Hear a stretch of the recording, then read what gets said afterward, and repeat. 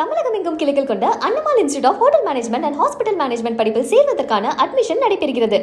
நகை திருட்டு வழக்கில் திருப்பத்தூர் நரியும்பட்டு திமுக ஊராட்சி மன்ற தலைவரை போலீசார் கைது செய்தனர். இதுகுறித்த கூடுதல் விவரங்களை செய்தியாளர் ரஃபீக் வழங்க கேட்கலாம்.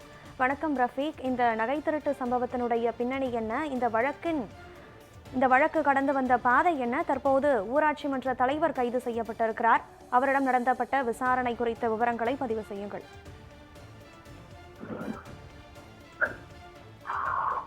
கோயம்பேடு போலீசார் நடத்திய தலைவர் தங்க நகை திருட்டு வழக்கு கைது செய்யப்பட்டுள்ளார்.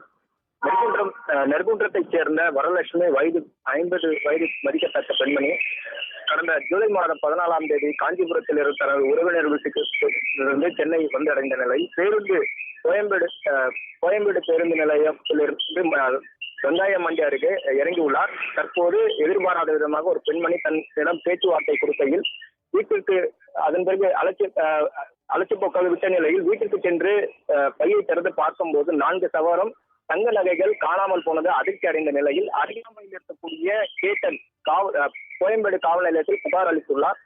புகாரின் பேரில் போலீசார் சிசிடிவி காட்சிகள் ஆய்வு மேற்கொண்டனர்.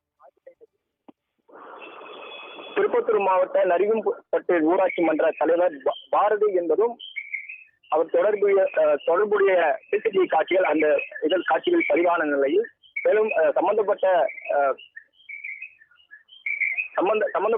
ஊராட்சி மன்ற தலைவர் பாரதி என்பவரை போலீசார் கைது செய்தனர். பாரதியின் மீது வேலூர், ஆம்பூர் உள்ளிட்ட பல்வேறு இடங்களில் காவல் நிலையங்களில் சுமார் 10க்கும் மேற்பட்ட திருட்டு வழக்குகள் நிலுவையில் இருப்பது அதிர்ச்சி அடைய நிலையில் ஏற்படுத்தியது. கைது செய்யப்பட்ட பாரதி எழும்பூர் நீதிமன்றத்தில் ஆஜர்படுத்திய போலீசார் சிறையில் அடைத்தனர். மேலும் நீதிமன்றத்தில் 19ஆம் தேதி வரை நீதிமன்ற காவலில் எடுத்து விசாரிக்க உத்தரவிட்டு இருந்தது குறிப்பிடத்தக்கது. விவரங்களை வழங்கியமைக்கு நன்றி ரஃபீக்.